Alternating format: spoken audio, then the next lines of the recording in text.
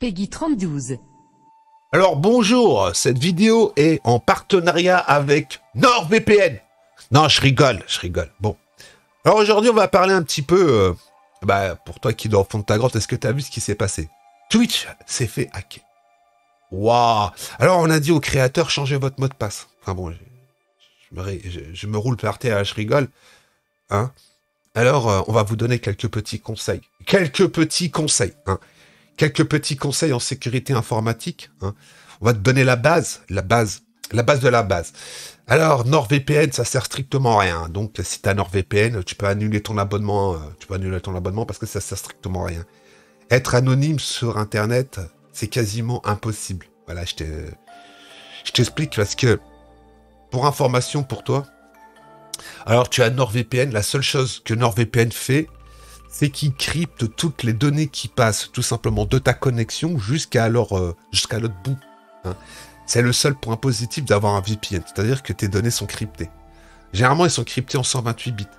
Donc, pour les décrypter, il faudra un PC de la NASA et puis il va falloir que ça calcule pendant des années. Mais qui te dit que NordVPN ne récupère pas tout simplement tout ce qui passe dans leur tuyau, toutes tes informations personnelles, tout ce que tu glandes. Parce que ça aussi, on pourrait se poser la question, est-ce que nos amis les influenceurs, quand ils vous parlent de NordVPN, enfin tous les VPN à la con, hein, tous les VPN à la con, en plus tu payes un service, est-ce qu'ils sont réellement... Puisqu'ils disent, ouais, on stocke rien. On stocke rien. Du moment où tu passes par quelque chose, par exemple, je te donne un exemple tout simple, t'as un tuyau qui part de ton jardin pour aller le remplir jusqu'à dans ta baignoire, tout ce qui est passé dans le tuyau, si tu coupes au milieu, tu peux intercepter la flotte. Et comme t'es dans leur tuyau à eux, parce que c'est NordVPN, enfin, tous les trucs de VPN, hein, ils peuvent récupérer toutes tes données. Et eux, comme c'est eux qui cryptent en 128 bits, ils peuvent aussi avoir les clés pour décrypter tous les fichiers qui passent. Ah. Alors, on n'est pas à l'abri qu'un jour, on voit... un article en disant « Oh, NordVPN, il récupérait toutes les données de leur utilisateur. » Voilà. Alors, en 2021, est-ce qu'on peut être anonyme sur Internet? Alors, je vais te répondre. Est-ce qu'on peut être anonyme sur Internet? Est-ce qu'on voit nos amis, les ingénieurs venus tout droit de l'espace? Ouais, je modifie mon adresse IP. Ok, tu modifies ton adresse IP, c'est bien. Mais le problème, c'est que ton adresse IP... il y a une autre truc qui rentre en compte. C'est ce qu'on appelle tout simplement l'adresse MAC. Alors l'adresse MAC de ta carte réseau, tu peux la modifier, il n'y a pas de problème. Mais le problème, c'est que sur ta box, la box aussi a une adresse MAC. Ta box aussi a une adresse IP pour être identifiée tout simplement sur les réseaux de ton fournisseur d'accès à Internet. Alors c'est bien de sécuriser ce qui sort de ton PC pour rentrer dans les tuyaux, mais tout peut être récupéré. Tout peut être récupéré. Alors moi, je vais vous donner quelques petits conseils, hein, des conseils à la con, mais la première chose à faire, c'est tu veux pas être emmerdé. Que tu crées une chaîne YouTube. C'est tout simple. Cette adresse email, tu la donnes jamais à personne. Cette adresse email, c'est une adresse email privée, personnelle. Le mot de passe, tu le donnes jamais à personne. Et tu le mets nulle part sur aucun autre site. C'est-à-dire que ce mot de passe et cette adresse email, il n'y a que toi qui les as. Et ne fais surtout pas de bloc texte sur ton PC, puisqu'un bloc texte, ça peut se récupérer aussi sur un PC. Donc, le mieux, c'est papier-crayon. Hein. Comme ça, tu gardes ça chez toi, tu vois. Hein. Papier-crayon où tu fais une photo. Une photo, lol, c'est récupérable aussi, tu vois. Donc, le papier, il n'y a rien de mieux. Voilà. Si tu veux te rappeler de ton adresse email et de ton mot de passe, un bout de papier. Voilà.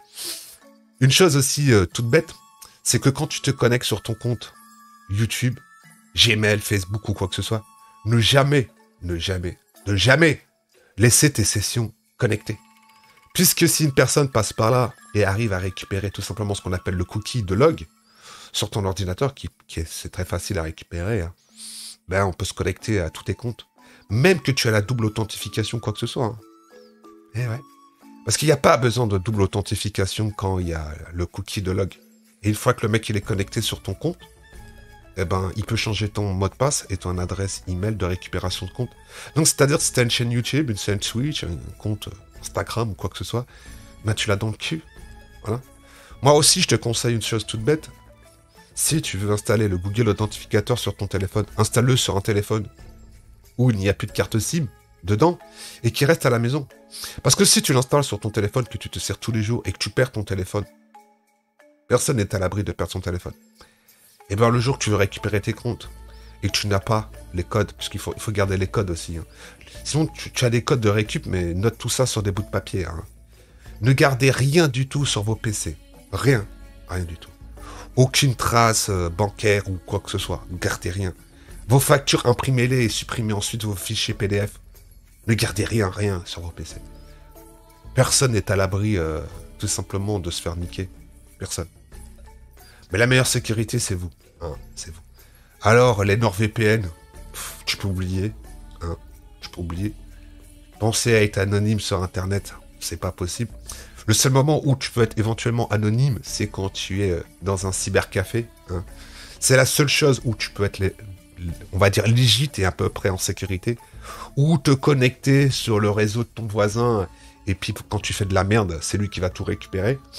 Mais même là, tu peux te faire niquer. Hein. Parce qu'une connexion sur une borne Wi-Fi ou quoi que ce soit, il y a des informations qui sont passées entre ton PC et puis la borne Wi-Fi. Et tout est sauvegardé. Tout est stocké, tout est stocké. On va même vous donner un exemple tout bête. Hein. Tu as changé 10 fois de téléphone, t'as envoyé des textos à ta copine, mais c'est ton ex maintenant, et il y avait des photos d'elle, voilà, et que tu veux les récupérer, tu peux les récupérer. Voilà. 10 ans après, hein, tout est stocké. Tout est stocké, tout est gardé, tout est blacklisté dans les serveurs cachés. Quand vous voyez même que... On va même vous faire un petit peu rire. Hein. La NSA, vous savez, le fameux Big Brother, qui est soi-disant impiratable, s'est fait pirater. Tout leur logiciel d'espionnage. Hein. Vous savez ce que vous voyez dans les films? Bah, ils sont pas très loin de la réalité. Ben, tout ce qui est de la NSA a été hacké. Avec des milliards de pare-feu, avec ci ou avec ça, ils se sont fait niquer. Voilà, tout simplement, un mec qui est rentré dans un truc, et il a posé un truc, et ça a fait une brèche, une ouverture. La seule chose, pour être impiratable, il faudrait qu'il y ait 0 connexion extérieure. C'est pour ça que, dans des entreprises, vous avez l'internet et l'intranet. Alors l'intranet, c'est tout ce qui est à l'intérieur de l'entreprise. Mais comme l'entreprise, qu'elle veuille ou pas, elle a quand même une connexion sur Internet, donc il y a toujours la possibilité d'entrer.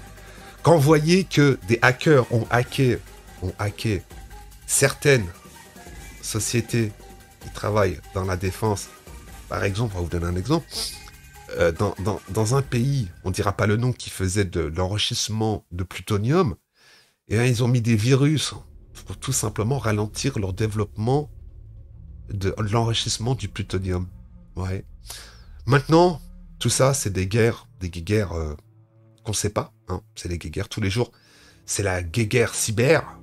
C'est l'avenir. Hein. Vous savez, vous coupez la connexion Internet d'un pays.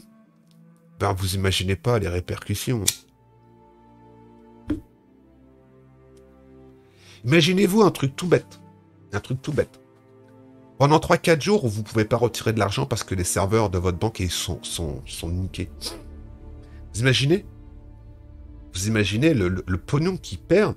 Est-ce que vous avez vu combien Facebook a perdu avec une panne de 4 heures? Hein? Allez regarder comme ils ont perdu. Alors imaginez-vous votre banque qui reste 3-4 jours sans accès. Vous pouvez pas retirer l'argent, vous pouvez rien faire. Ou la Banque de France, d'autres entreprises. Ne rêvez pas, hein. Ne rêvez pas, et ça c'est que le début, hein, ce que vous voyez là. Même PayPal s'est fait hacker. PayPal s'est fait hacker. Tout le monde se fait hacker, toutes les boîtes. Parce qu'il y a tellement d'argent à se faire. Quand vous voyez qu'Amazon s'est fait hacker, le hacker a dit, vous voulez, sinon je balance. Amazon, il a payé. Maintenant, de toute façon, c'est dans le chiffre d'affaires de l'entreprise, combien ils mettent de côté par an pour, s'il leur arrive une couille comme ça. Ils payent, ils en parlent pas. Et on essaye d'étouffer l'affaire. Voilà. Mais c'est malheureux, mais c'est comme ça. Voilà, c'est le monde formidable de l'informatique. Avant, il y avait des failles sur Windows. Maintenant, c'est carrément des failles. Plus par les... on dira les OS, mais c'est des failles par les processeurs. Ils trouveront toujours moyen de rentrer dans vos PC, rentrer dans vos comptes. Quand ils veulent, ils peuvent. Hein. Puis souvent aussi, on se fait attraper bêtement. Ouvrir un lien sur Facebook, quelqu'un de votre famille vous envoie un lien, vous cliquez dessus. Et surtout pas. Supprimer et bloquer la personne. C'est-à-dire qu'il s'est fait hacker. Si vous avez jamais reçu de fichier ou quoi que ce soit, d'invitation pour aller à droite ou à gauche, n'acceptez jamais rien, même de votre famille. Jamais, jamais. La meilleure sécurité, c'est vous. C'est ce que vous faites sur votre ordinateur. Moi, je vois plein de gens qui téléchargent des jeux de PC. C'est bien d'installer des jeux de PC, mais en réalité, si tu veux être safe, quand tu installes des jeux sur ton PC, eh ben, tu fais ça en virtuel. Jamais installer un jeu hacké sur ton PC. Parce que tu peux même trouver des jeux que tu achètes sur Steam avec des trojans dans les logiciels de Steam. Eh ouais, ça c'est déjà vu ça. Hein. Des trojans. Sur Steam. Des trojans sur Clubic. Dans les panneaux publicitaires, les gars. Dans les pop-up publicitaires de Clubic. Et Clubic, il n'y a aucune connexion. Hein. Juste tu te pointais sur le site, t'avais le malheur de cliquer sur le pop-up, t'étais baisé, t'étais infecté. Eh ouais. Et ils ont mis 4 jours à s'en apercevoir. Hein. Donc, le mal était fait. Hein. Donc maintenant, soyez vigilants. Soyez vigilants. Moi, c'est simple, c'est une plateforme, un mot de passe. Comme ça, bah, c'est casse-couille parce que, bon, voilà. Mais t'essayes de faire des mots de passe à la con. Hein, des mots de passe que tu te rappelles. Des noms de personnes, des adresses, des villes, avec des caractères modifiés. Toujours mettre des grands caractères, des petits caractères, des slash ou quoi que ce soit. Ils peuvent trouver votre mot de passe, hein. Mais ça leur mettra plus de temps. Et avoir les doubles authentifications bunkerisées au maximum. Moi, vous savez, ma carte bancaire, j'ai l'application sur le téléphone, elle est toujours désactivée, la carte bancaire. Donc je peux payer, mais si j'active pas la carte bleue, tu peux pas acheter sur Internet. Et tout ça, c'est des petits trucs à la con qu'on pense pas forcément. On dit, oh, mais non. Éviter de mettre sa carte bleue n'importe où. Ça aussi, c'est un truc tout bête. Moi, ma carte bleue, elle est pas sur ma Xbox, il n'y a pas. Sur ma PS5, il n'y a pas. Quand je veux acheter un jeu en démat, bah, j'achète une carte sur Amazon. Bon, Amazon, ils ont ma carte bleue, j'avoue. Mais comme d'habitude, comme je vous dis, la carte bleue est désactivée. Avec l'application de la BNP. J'active la carte bleue, ça passe. Et en plus, je reçois un code maintenant sur le téléphone, depuis la nouvelle norme européenne pour la sécurité. Hein. Donc voilà, ne laissez jamais votre carte bleue traîner sur Internet. C'est la moindre des choses. Bon, moi je vais vous laisser là, hein, parce que la vidéo fait quasiment 14 minutes. Soyez intelligents, ne laissez pas faire avoir. Hein.